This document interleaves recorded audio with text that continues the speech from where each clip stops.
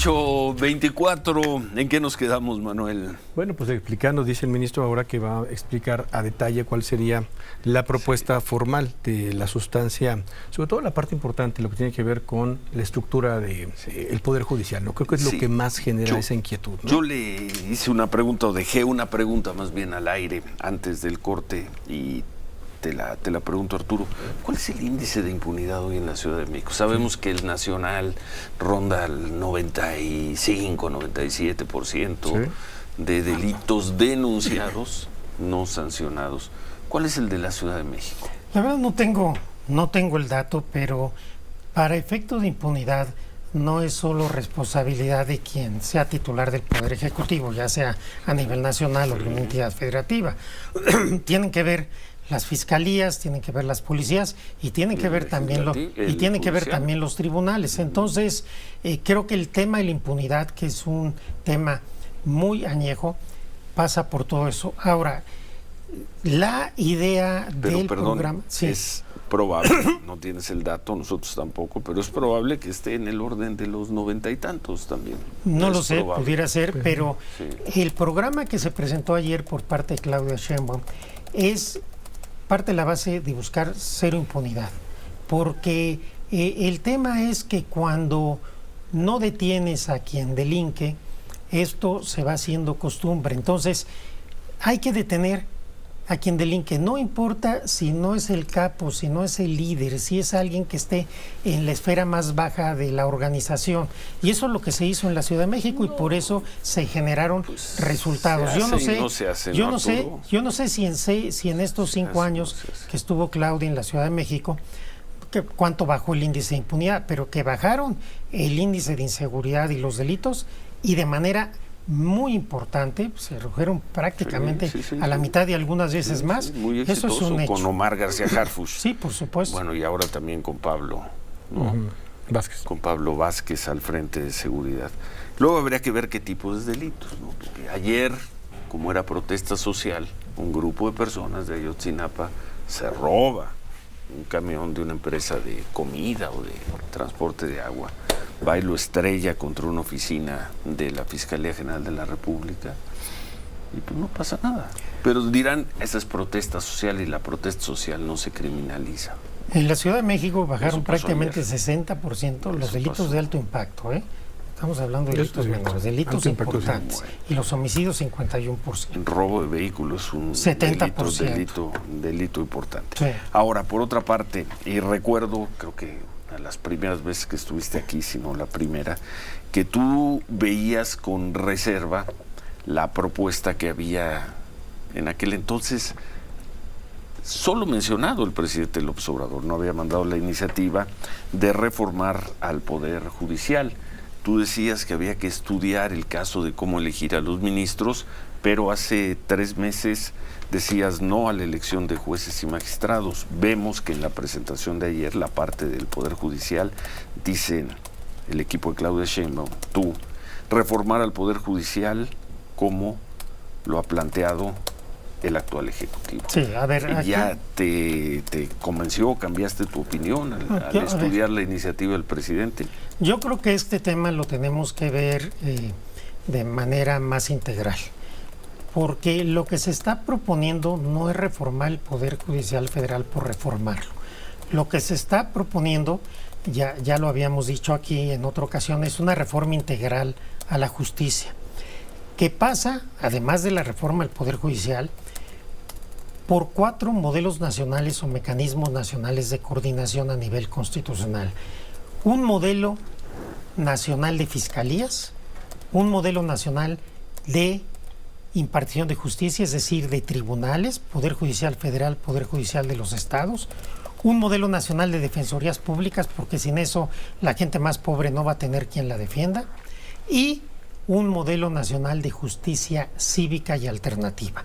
Estos 4 modelos obviamente son indispensables para la seguridad, pero no solo para la seguridad, sino son indispensables para la inversión, para el bienestar compartido, para el ejercicio de los derechos, etcétera. Es decir, sin justicia difícilmente se puede articular todo el otro programa de gobierno.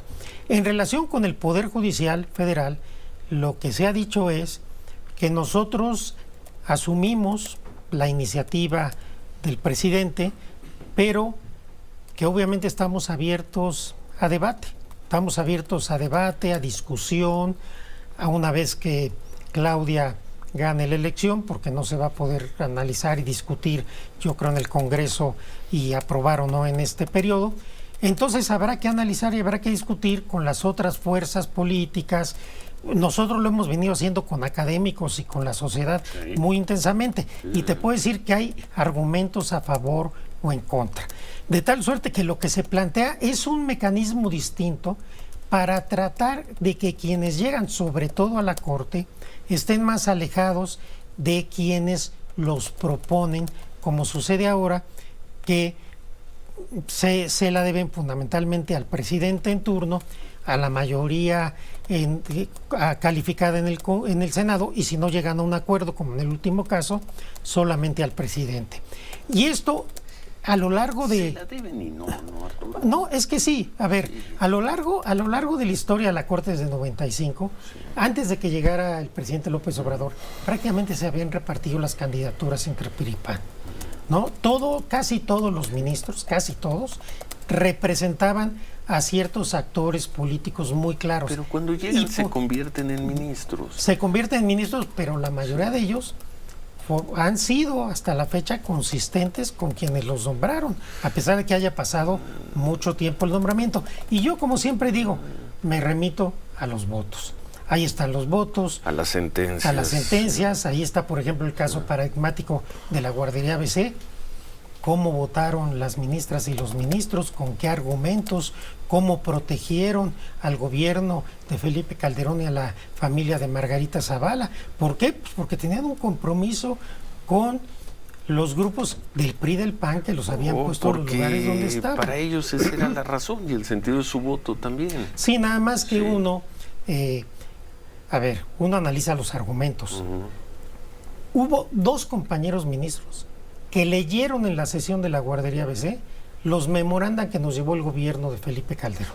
Ese era el independiente. Yo no quiero decir los nombres por respeto, además porque uno ya falleció, pero claramente leyeron los memorandas. Yo tenía el memoranda, lo estaban leyendo.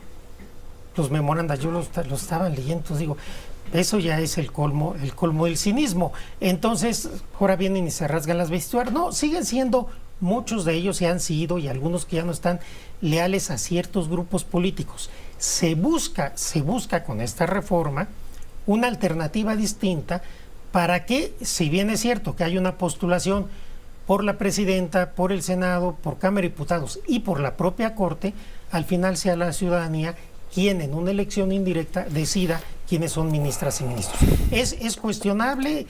¿Es opinable? ¿Es debatible? Por supuesto que lo es.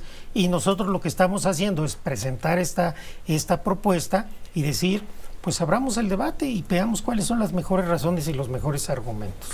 Bueno, ayer fuiste duro, hiciste unas declaraciones también contra los actuales ministros de la Corte, contra algunos de los actuales ministros de la Corte. Sí, es algo que no es nuevo. Sí, lo has dicho aquí. Yo creo que hay 7 integrantes de la Corte que de manera consistente han votado a favor de la oposición, a favor de ciertos grupos empresariales, de ciertos intereses económicos, y en contra consistentemente de los proyectos, de las propuestas del presidente López Obrador y de la mayoría en el Congreso. 7 de 11. Sí, y hay uno que a veces sí, a veces no. Cambiando criterios que habían sido consistentes por 20 años en la Corte. Entonces, ahí es donde yo digo, pues lo que no suena de una interpretación sana, que si la Corte viene generando una doctrina, por ejemplo, en suspensión, en contra de acciones de inconstitucionalidad, hay texto expreso en la ley que no se pueden suspender. Llega el presidente López Obrador, se da la primera suspensión en acción de inconstitucionalidad contra texto de la ley. Y curiosamente es la ley de remuneraciones. Lo que no suena lógico suena ideológico aquí. Ideológico. Lo que no suena lógico suena ideológico. Bueno, a ver,